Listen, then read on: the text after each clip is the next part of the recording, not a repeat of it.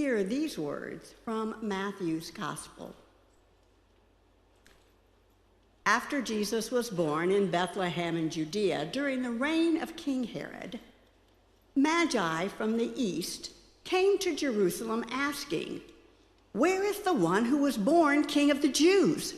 We saw his star when it rose, and we have come to worship him."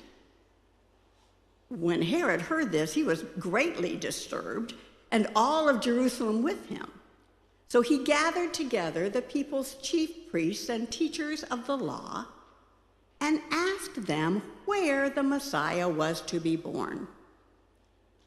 "In Bethlehem in Judea," they told him, "for it is written by the prophet, 'You, Bethlehem, in the land of Judah, are by no means least among the rulers of Judah. For out of you will come a ruler who will shepherd my people Israel.'" Then Herod met secretly with the Magi and found out from them the exact time the star had appeared.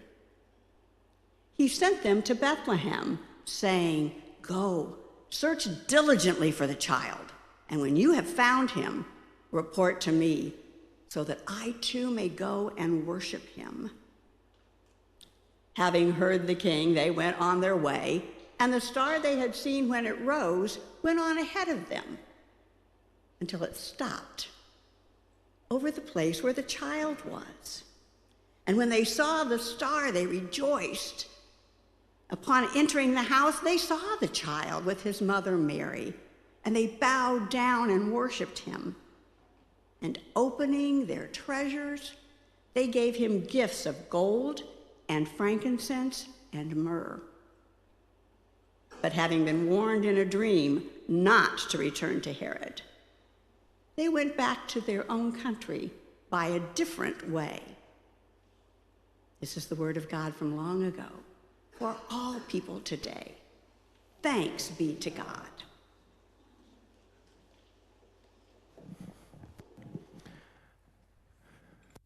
Thank you, Melanie. Would you be in prayer with me? Holy God, we are thankful for light that comes into our lives and leads us, that you led us to this moment.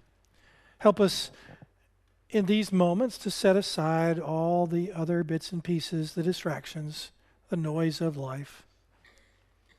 Let my words and the meditations of our hearts be filled with your Spirit, and help us to hear what you would say to us today in Jesus' name. Amen. Well, we've been talking about light all through this Christmas season. We remembered that at the beginning of creation, God said, "Let there be light." And we remembered the value of illumination. We also remembered that this light illuminates our lives even when we don't necessarily want it to. And we remember that this light of Christ offers hope and restoration and renewal.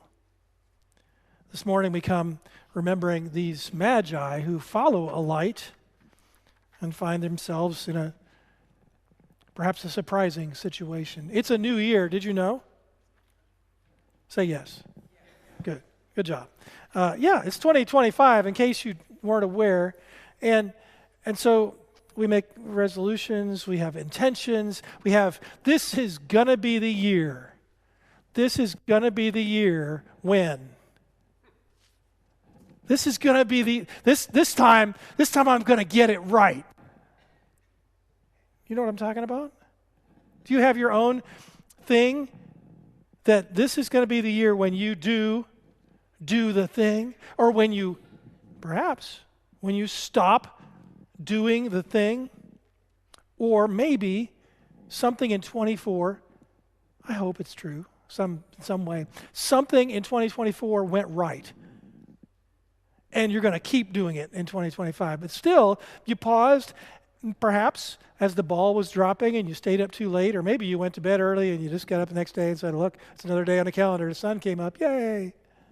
There's a parade with flowers and sunflower seeds and all the things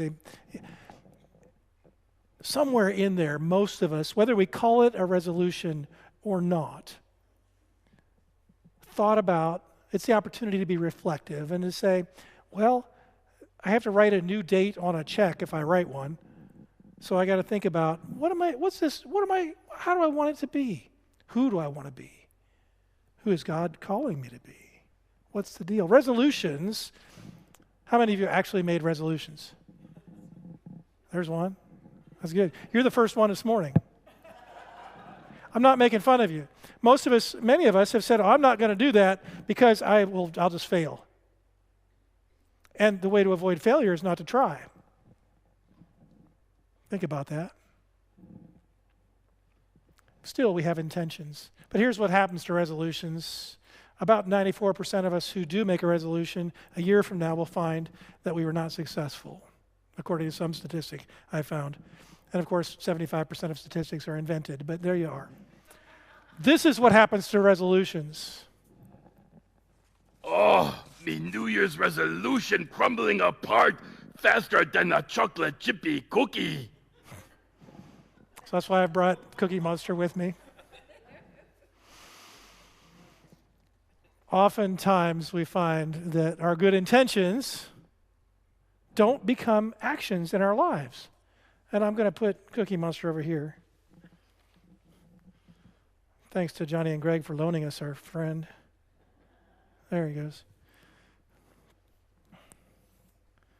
If anybody would have a Cookie Monster, it's John Steiner. Greg's like, don't say my name. Anyway, yeah. Well, here's the deal. I did some homework about resolutions. It's like, what is it about that? We have such great intentions. We're just like Paul when he writes about his good intentions. He says, I was going to do this thing. I was going to be a better person. And then I found myself doing the other, eating the cookies that I said I wasn't going to eat because the doctor said, you're not getting taller. You have to stop growing. And then I said, well, I'm gonna not eat as many cookies. And then while I was reading the research by Adam Bales and Toby Handfield about how we make better decisions, I was eating a cookie. And it was a button cookie, y'all. My grandmother used to make these. They're like a sugar cookie, and then it's got chocolate frosting on it. And my wife, we still make these cookies at home. We make them together these days, but she got the recipe and we make them. And so I'm reading this research that these two Australian guys put together. Toby Handfield in particular is a philosopher and teaches at some university in Australia. And he got over $1 million grant to study how we make choices. Like, I'm in the wrong job.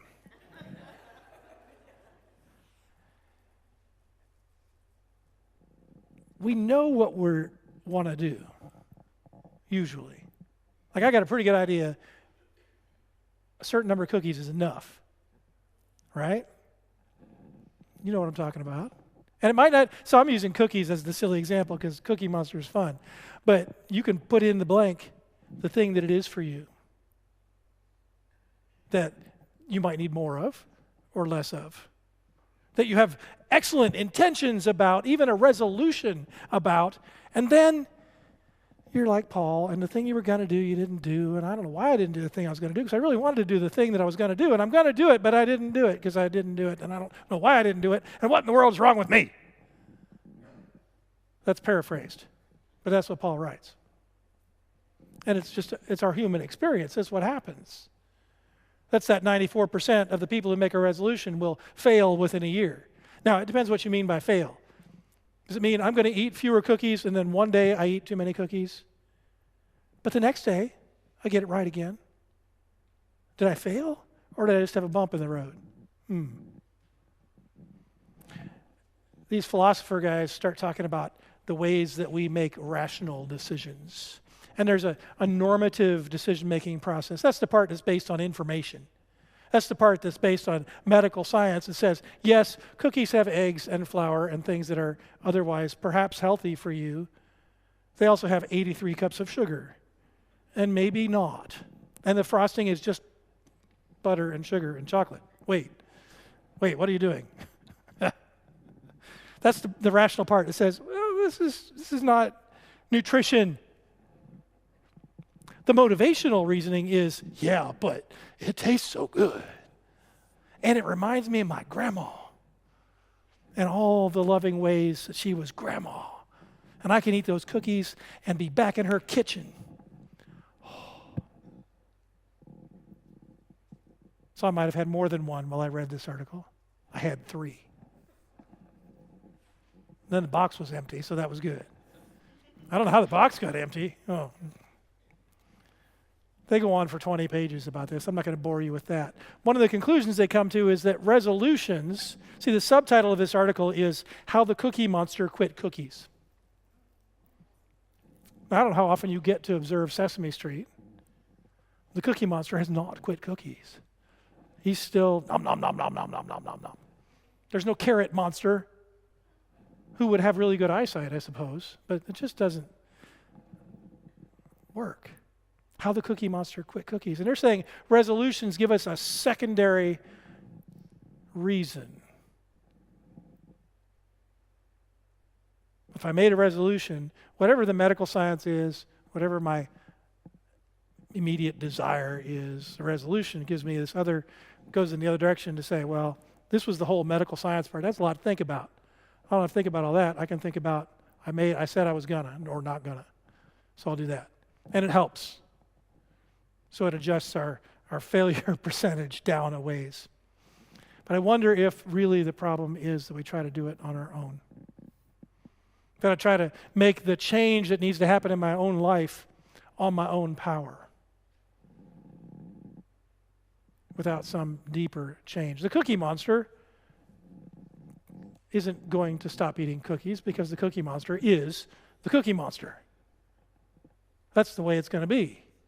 It's part of who the Cookie Monster is. For it to be different, the Cookie Monster has to become someone different. For it to change, the Cookie Monster has to become someone different. Now, I do not have an Elmo doll to put up here in place of the Cookie Monster, but you get it, right? It's not just force of will and gritting your teeth, and I'm not going to eat a cookie, because now I'm thinking about the cookie all the time. Guess what's going to happen? I'm going to eat it. It's like someone learning to ride a bicycle who is staring at the telephone pole, and they swerve right, and they swerve left, and they finally hit it. Because what we're focused on is where we go. These magi notice a light, presumably in the sky, perhaps a star. There's been lots of conversations about what it might have been, where it might have been, whether it was a comet, whether it was whatever. We're just trying to explain something we don't know. The way this star behaves isn't like any of those things. Maybe we don't need to figure out what it is, but they start following this. They've studied the sky enough. They're in a dark sky place, right? There's not lots of, they see more stars than we do here, if the sky is ever clear. And they have studied it long enough to notice one that's different or new. Maybe it's that bright, I don't know. And they decide to follow it. They've heard that there's a king. And they decide, well, we're very important people where we live. We're kings. We're magi. We're a big deal. So we're going to go and visit this new king. We're going to go do politics because that's what you do. So they start traveling. And along the way, they ask for directions. And so when they ask for directions, who do they ask? Another king. Not everybody can just walk up to Herod and say, hey, can you give me directions? But these guys can, or girls. We don't know who they are. We don't even know that there's 3. Say there's 3 because of the 3 gifts, but there might have been 58. We don't know. The magi, plural. We don't know their names. We don't really know exactly where they're from. They just come from out of town, which is perhaps the most important part of who they are, because they are not Jewish. And they come to find this new king, because that's what you do when there's a new king. You're going to come and have meet the head of state, do the thing. So they come, and Herod says, well, it's over that way. It's supposed to be in Bethlehem. When you find him, he doesn't really know where he is. When you find him, let me know, because I want to visit too. Well, Herod's being sneaky. That's another sermon. So they keep going, and they're following the light, which then comes to rest at the place where Jesus is in Matthew's story. No star that I've ever seen behaves like this. comet, shooting star, any of the other supernova, none of those things move and then stop moving and stay above a place. Something's going on. I don't know. They're led to this place. And they're looking for a king. Now, if you were looking for a king, what would you expect? An adult person, regalia, the king's court, perhaps a throne, perhaps up on the pedestal where you have to look up at them. And they find a human baby, probably wrapped in clothing of some kind, cloths, blankets, whatever, swaddled, held by his father or his mother, maybe being fed, maybe being changed, a human baby. This is the king they came to find. Now, there's been a little sarcastic thing that floats around in social media some years about if the Magi had been women, they would have brought a casserole and diapers and laundry detergent and so on. Practical items for babies. They don't have practical, they have frankincense and myrrh and gold. Who gives that to babies? Have any of you had a baby? Did anybody bring you frankincense? It's been a couple of years, but no one brought me any frankincense at that time. Gold we could have used. They're not practical baby gifts. And there have been attempts to try to explain what they might have been for, and I don't know, maybe.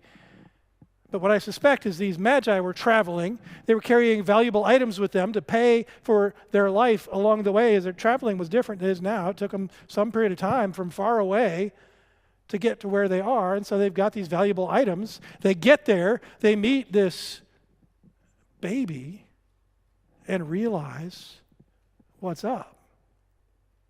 Is there something sacred and divine about this human presence? They have some, ready? Epiphany about who this is. It's a reason this is called Epiphany. And they want to offer gifts. They offer what they have. And it's frankincense and myrrh and gold, which have value. Not immediate value for a child, but they have value. And it's what they have that they offer. They do the best they can with what they have. If you don't take something else home, take that home. They do the best they can with what they have. And we have this story. As we enter a new year, our opportunity is to do the best we can with what we have. It's not to be perfect. We put so much pressure on ourselves to do it just right. We make a resolution. I'm going to eat fewer button cookies. Now, one way to eat fewer button cookies is not to have them in the house. We make them at Christmas. So there's your very practical advice for today. Just don't, yeah. But you make whatever your resolution. The cookies are a silly, you get that, right? That's just a silly example. It's a placeholder for the thing in your life or the things in your life that you might be aware of that you want to be different, that you think maybe as you're trying to be faithful ought to be different. Johnny asked us, where were you in 1983? I was listening to Amy Grant as a brand new Christian because I had just said yes to Jesus. And she might have been one of my first Sunday school teachers in a way, as she expressed faithfulness in song, and I listened to it. Along with a bunch of other things that were part of that early growth experience. And I will tell you, since 1983 until now, it hasn't always been shiny or perfect. And if you look at your own faith journey, whether it's the last 10 minutes or the last 3 days or the last 57 years or whatever period of time it is, you know what I'm talking about. It goes like this. Sometimes it's beautiful and wonderful and marvelous, and you can just tell exactly how sacred it is, and it's one of those things we call a liminal moment. God is so clearly present, and wow! And we have some of those moments. Sometimes they're few and far between. And then we have those other moments where we wonder what in the world we were even talking about. And it goes up and down. And we keep doing the best we can with what we got. What if in 2025 we just decided to show up? What if we tried to try? Think of that sentence. What if we tried to try? Even trying doesn't always happen. This Christ child comes into our lives to offer grace, to offer mercy, to offer forgiveness. not to offer judgment, not to expect perfection. If we could be perfect on our own power, we wouldn't need Jesus. We need this grace and mercy. We need the opportunity to try. And it works better when we do it together. When we do it by ourselves, well, it's hard, lonely work. The Magi come in a group. The shepherds come in a group. The disciples are called in a group. We're a church together as a group to try together, to offer grace and mercy to each other, to offer it outside of these doors. It might look like wells. It looks like so many other things. And we keep doing a little better and a little better. And it's beautiful. And sometimes it's a mess. But it's a beautiful mess. So in 25, let's try.